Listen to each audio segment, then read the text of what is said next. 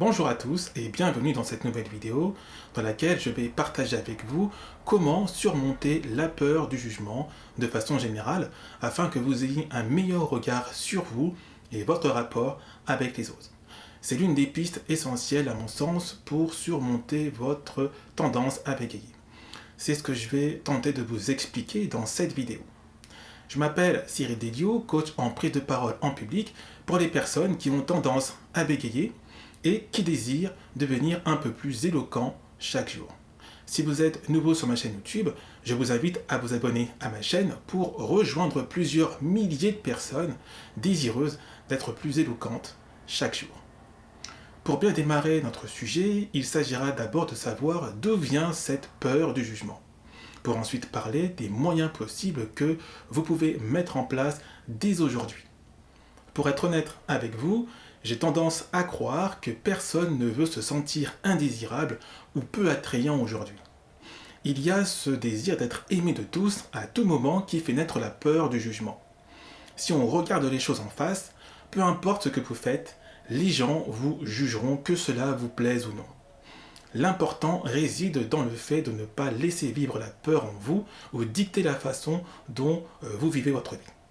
Donc si vous permettez que cette peur vous atteigne, alors vous permettez aux mots et aux perceptions des autres de façonner votre façon de penser sur vous-même. Autrement dit, le jugement est inévitable et vous ne pouvez pas le contrôler, mais il existe des moyens de le surmonter. Je vais vous présenter dans cette vidéo 4 moyens de surmonter la peur du jugement. Le premier moyen est de correctement définir vos priorités. Pourquoi? Parce que si le jugement de quelqu'un d'autre suffit à brouiller votre perception de vous-même, alors c'est un signe clair que vous placez cette personne avant vous.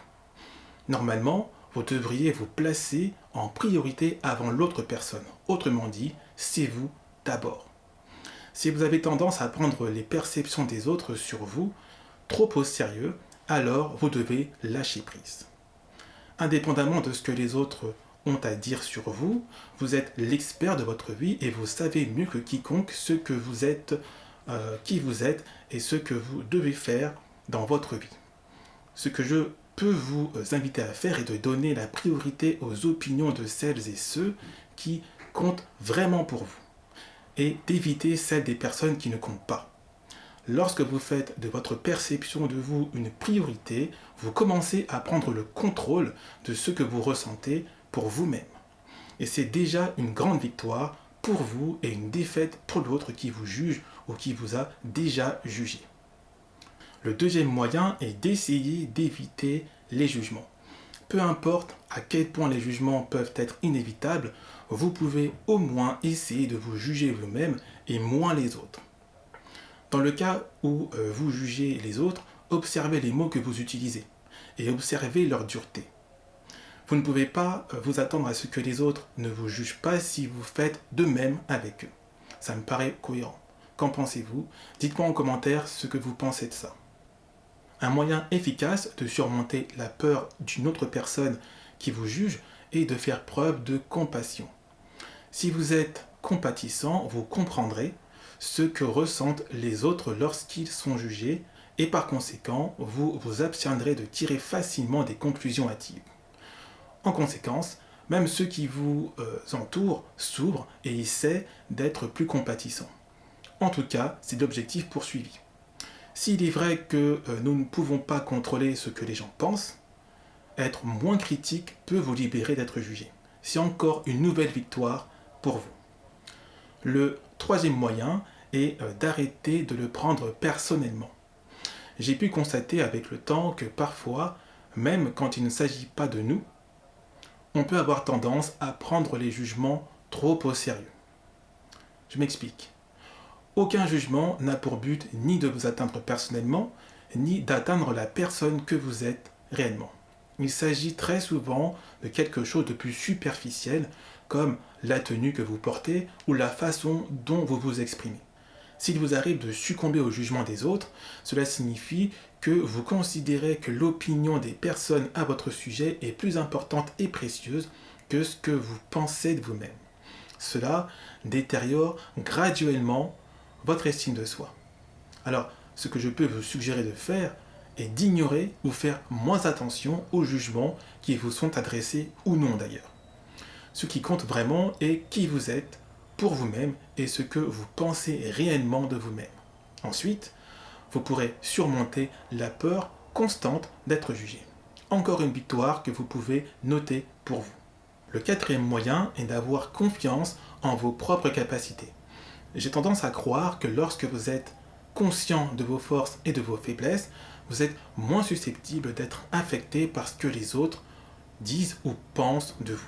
Alors efforcez-vous de ne pas donner aux autres l'occasion de vous dépouiller de votre individualité unique en laissant un jugement avoir un quelconque impact sur vous.